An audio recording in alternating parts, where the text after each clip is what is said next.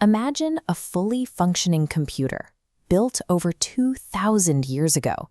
A machine so advanced that scientists realized it simply shouldn't exist.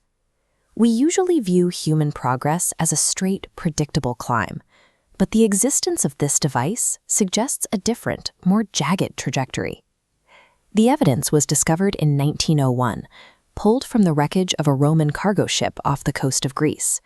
It is an artifact that challenges our assumptions about what ancient civilizations were actually capable of.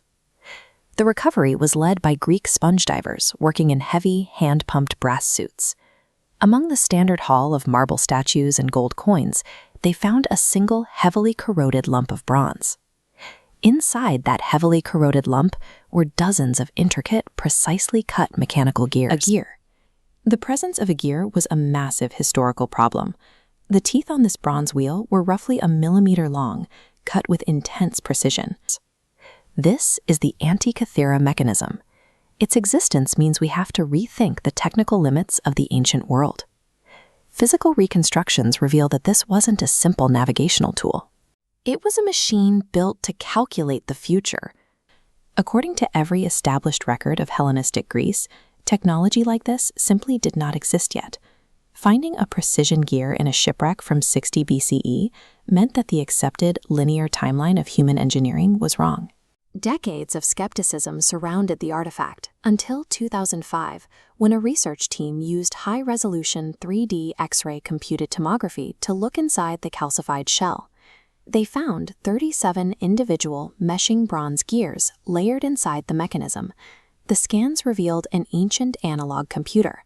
By turning a hand crank, a user drove interlocked gear trains that calculated and predicted the cycles of the cosmos, tracking the exact positions of the sun, the moon, visible planets, and even upcoming eclipses decades in advance. It even modeled the irregular velocity of the moon's orbit. Because the moon travels faster when it is closer to Earth, the ancient engineers used slightly offset, linked gears to mathematically replicate this exact variation in speed. After this device was lost to the sea, humanity entered a massive technological vacuum. No machine of comparable mechanical complexity would appear on Earth for another 1,000 years.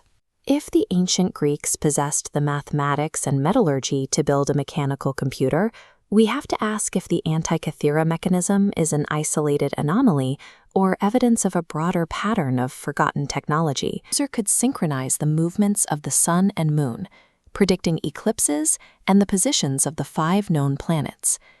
This device dates to approximately 100 BC, 15 centuries before mechanical clocks of this complexity appeared in Europe. It is an orphaned technology, a physical object that lacks any of the industrial context or related inventions we expect to find alongside it. To build this, you need more than just a skilled blacksmith. You need advanced calculus, precise astronomical data, and specialized engineering tools. Yet, according to the records we have, those prerequisites did not exist in the 1st century BC. After this Roman ship sank, no similar technology appears anywhere in the world for over 1,000 years. It presents a specific, uncomfortable possibility that progress is not a permanent state, and breakthroughs can be lost as easily as they are found.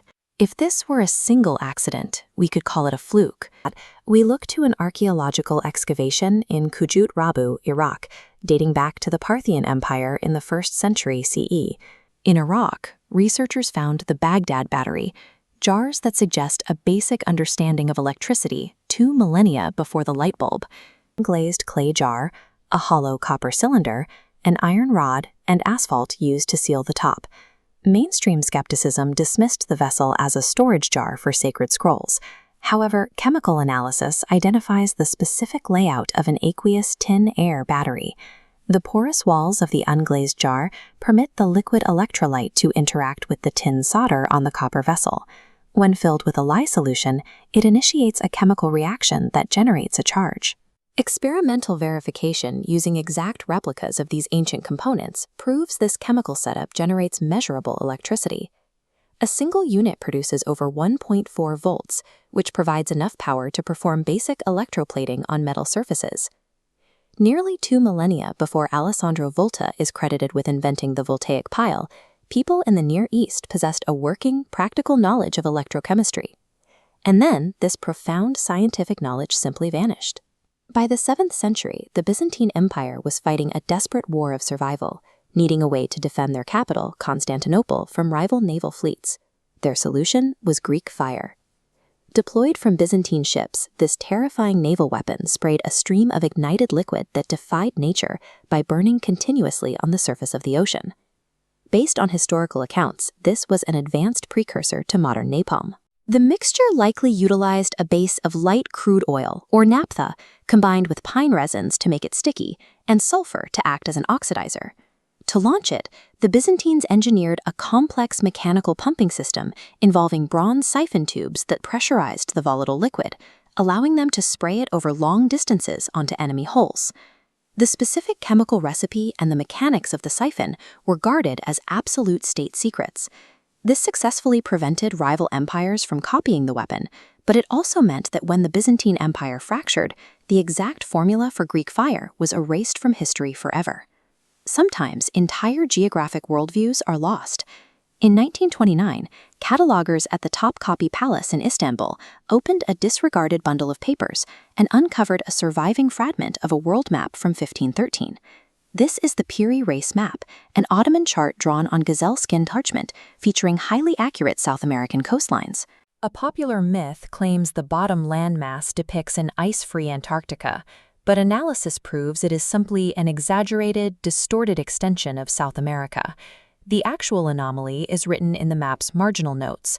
The creator, an Ottoman admiral, explicitly states he compiled the chart from 20 older maps, including a direct copy of a map drawn by Christopher Columbus himself, which is otherwise completely lost to history.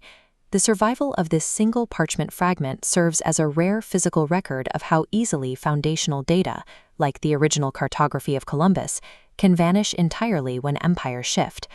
The mechanics of Greece, the electrochemistry of Iraq, the chemical warfare of Byzantium, and the cartography of the Ottomans represent a single, unified historical phenomenon. This graph tracks human technological progress over millennia. We tend to assume that human progress is a guaranteed, steady upward climb from primitive origins to an advanced future. But the reality is a series of sharp, brilliant peaks followed by steep, devastating drops. In different eras and cultures, we see the same signature, a leap in technical advancement that the rest of the world wasn't yet ready to follow.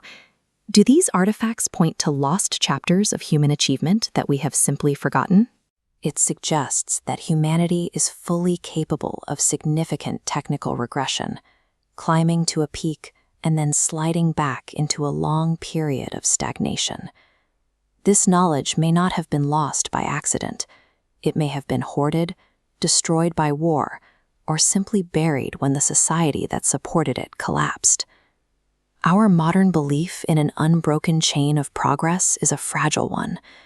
If multiple empires possessed and then lost these capabilities, the scale of what we don't know about our own past is massive. Because if we could forget a fully functioning ancient computer once, what else is still waiting for us beneath the dirt?